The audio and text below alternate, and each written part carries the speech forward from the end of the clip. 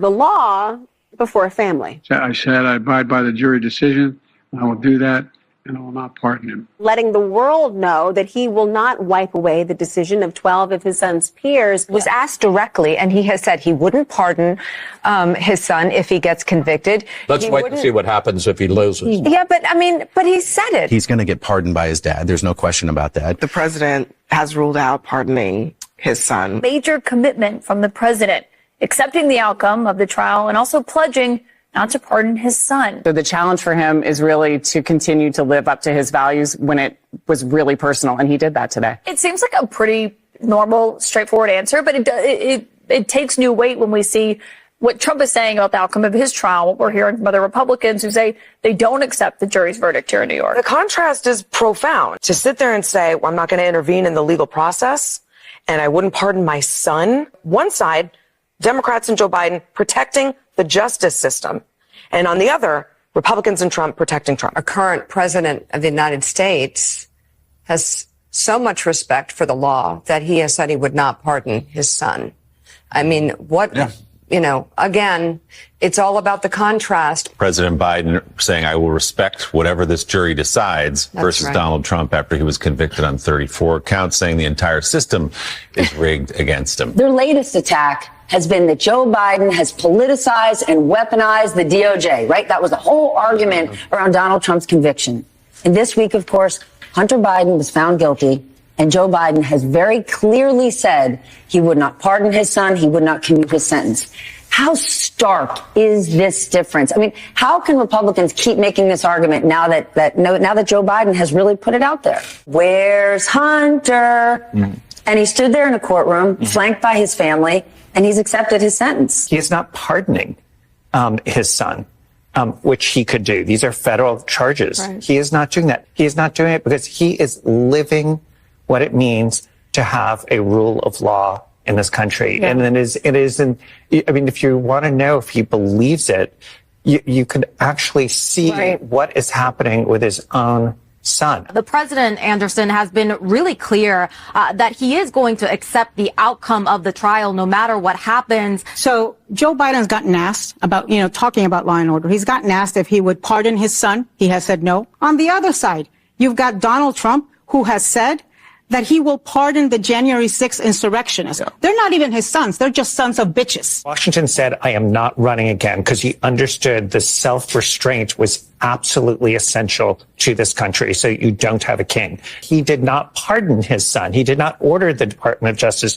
to say, don't prosecute my son. So impressive. Could have ordered the Justice Department to halt the prosecution of Hunter Biden, according to this court. Everyone understands he's a decent man. I think Joe Biden has a chance here to stand up for the rule of law, to say the law is the law, no matter who it is, no matter if it's Trump or Biden. And remember, part of Trumpism's dangerousness is that it tears down institutions, important institutions of our democracy. So there's an opportunity here for Biden to say, the jury found him guilty. This is how it's supposed to work. Period, paragraph, end of story. Have you ruled out a pardon for your son? Yes. As I said last week, I will accept the outcome of this case and will continue to respect the judicial process as Hunter considers an appeal. The president said he won't touch it. He said he's not going to pardon his son. And it seems that Merrick Garland let it go through. How can the Justice Department be weaponized against Trump when all of that is happening? Democrats stand for the rule of law. Remember, law and order.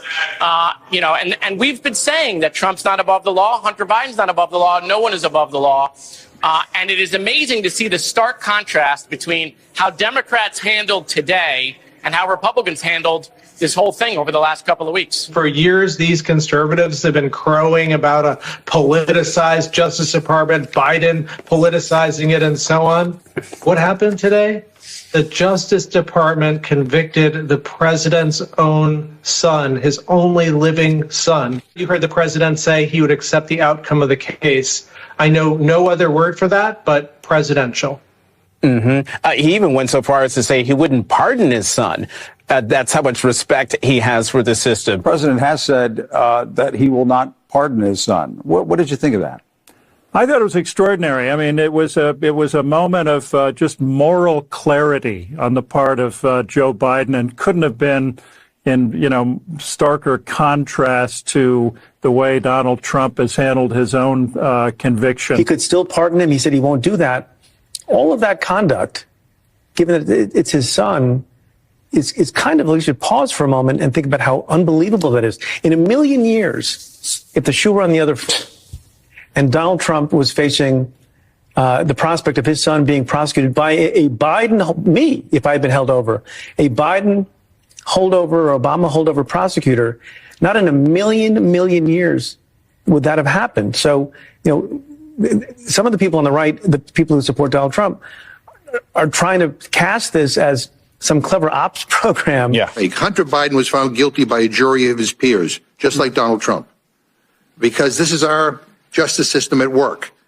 The divide here is stunning, and it's a great reminder that one political party remains committed to the rule of law and the other doesn't. Joe Biden has already proven he's willing to stand up for the rule of law in a way that we could all never imagine Donald Trump to do. Pretty emphatic over the last few days that he does not plan to pardon or commute his son.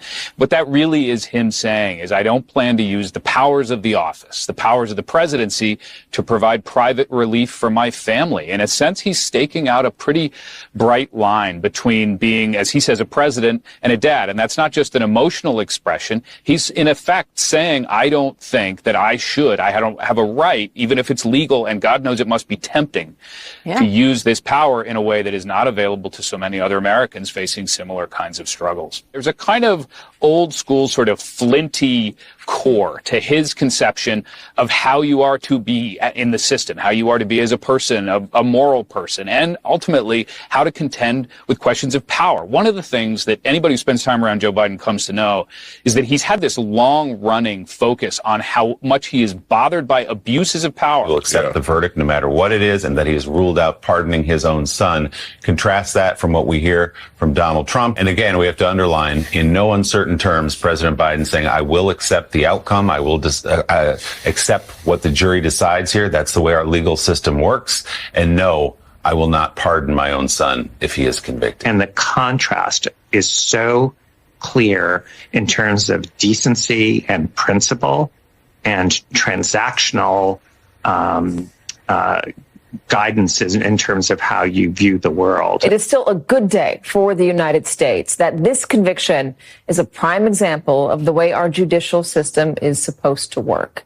Even President Biden saying in a statement that he would respect the outcome of this case. Those words so completely contrast with what his opponent, now a convicted felon himself, continues to say about the U.S. courts. The contrast to how Trump has behaved, how Trump has treated the rule of law. This was a good day for the system, good day for sort of America as an example of how the rule of law should work. President Biden told David Muir that he would absolutely accept the verdict, whatever it was, and that he would not pardon his son regardless. And today he said the same thing in a statement. Meanwhile, Donald Trump comes out and calls the justice system completely unfair. What do you think of that contrast? There's the contrast of two different men. Here is Joe Biden, who has lost a son who served honorably in the armed forces, who now has basically said, I will sacrifice my surviving son's future. I will allow him to serve a prison term